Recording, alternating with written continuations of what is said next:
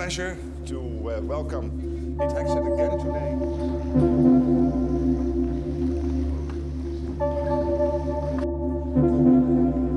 Transatlantic ties are on the verge of complete breakdown.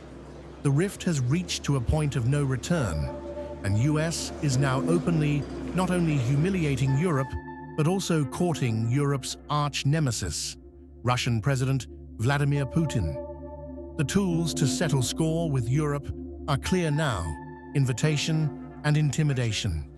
Invitation from White House, intimidation from the Department of War. Here is what is happening.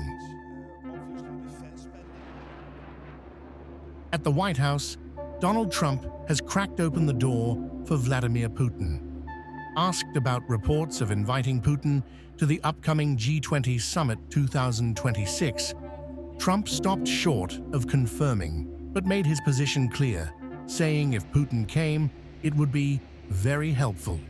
Trump went further, attacking the West's past decision to throw Russia out of the G8, calling it a stupid thing to do, and suggesting today's global conflicts may not have happened if Putin had not been isolated. The opinion that you talk to everybody. I'm not one of these guys who say, oh, let's not talk to him. You know, there's a war going on, let's not talk to him. I like talking to everybody. If you're a smart person, if you have control over your emotions and all the other things you need control of, I'm somebody that believes in talking. I don't know of that. I don't know that he's coming. I doubt he'd come, to be honest with you. That is a direct break from the Western consensus. Trump is not just reopening dialogue with Moscow. He is reframing the Ukraine war itself, reducing it to a personal clash between Putin and Volodymyr Zelensky.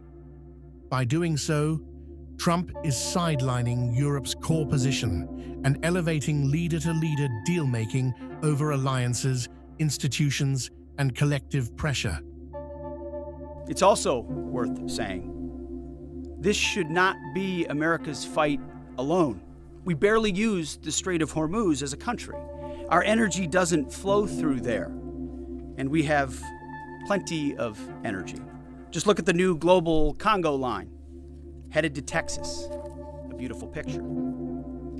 Europe and Asia have benefited from our protection for decades, but the time for free riding is over. And that was just the beginning. Hegseth escalated further, directly targeting Europe's dependence and reluctance to act, making it clear Washington no longer sees itself as the automatic shield for European security or energy flows. We are not counting on Europe, but they need the Strait of Hormuz much more than we do, and might want to start doing less talking and having less fancy conferences in Europe and get in a boat. This is much more their fight than ours. The message was reinforced again, with a broader warning about alliances themselves. Hegseth made it clear that the US now expects capability, loyalty, and real contribution, not just political alignment. I know there's a lot of talks. You saw I would call it a silly conference in Europe last week, where they got together and talking about maybe doing something eventually when things are done. Those are not serious efforts yet. We would welcome that. We would welcome a serious European effort to do something about this strait and this passage, considering it's their energy capabilities that are most at stake. I think it's a wake-up call. Put together, the message from Washington is stark. Russia is no longer untouchable.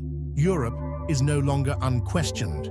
And American power will now be used selectively, aggressively, and transactionally.